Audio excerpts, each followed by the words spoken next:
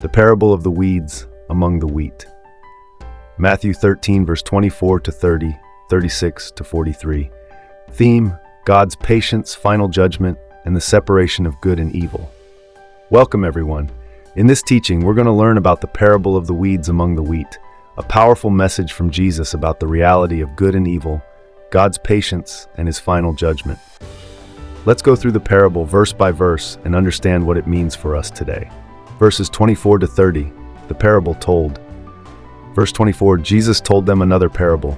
The kingdom of heaven is like a man who sowed good seed in his field. Explanation: Jesus introduces the parable. The man represents Jesus, and the good seed represents true believers, the children of the kingdom. Verse 25, but while everyone was sleeping, his enemy came and sowed weeds among the wheat and went away. Explanation: the enemy, Satan, comes secretly and plants weeds, evil, among the good. This shows how evil tries to mix with truth, even in the church. Verse 26, when the wheat sprouted and formed heads, then the weeds also appeared. Explanation: the weeds were not visible at first, but as the wheat grew, so did the weeds. In the same way, time reveals who truly belongs to God. Verse 27, the owner's servants came to him and said, "Sir, didn't you sow good seed in your field? Where then did the weeds come from?" Explanation: the servants are surprised. They know the master planted good seed. This shows how evil can appear in places we don't expect, even in the kingdom. Verse 28, an enemy did this, he replied. The servants asked him, "Do you want us to go and pull them up?" Explanation: the master explains it was the enemy's work.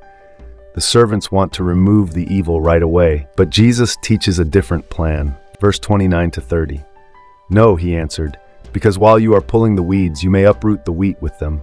Let both grow together until the harvest. At that time I will tell the harvesters, first collect the weeds and tie them in bundles to be burned, then gather the wheat and bring it into my barn. Explanation: Jesus shows great patience. If we try to judge and remove people now, we may harm those who are truly his. At the final harvest, judgment, God will make the separation. Verses 36 to 43, the meaning explained.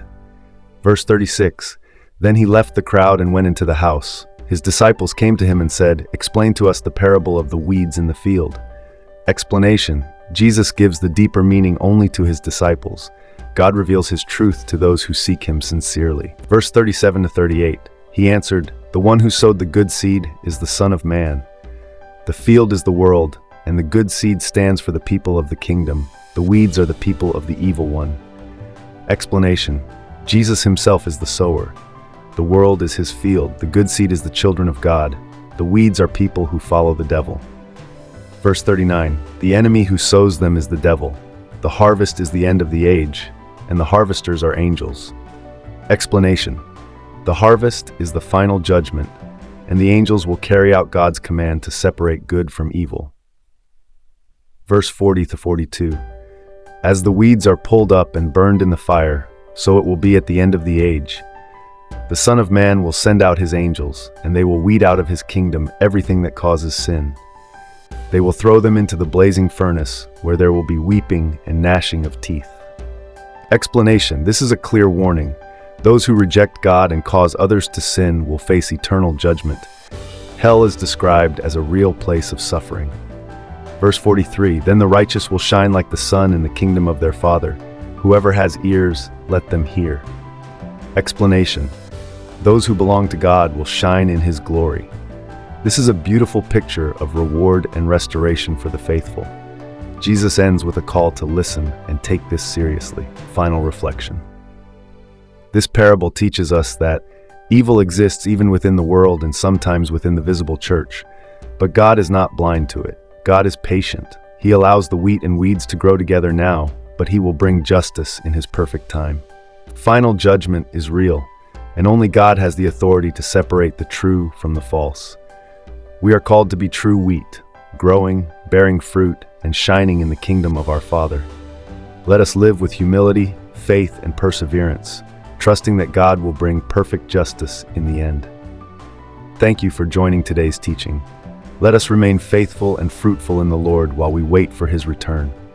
If this message blessed you, don't forget to share it. Keep shining like the wheat in God's field. God bless you.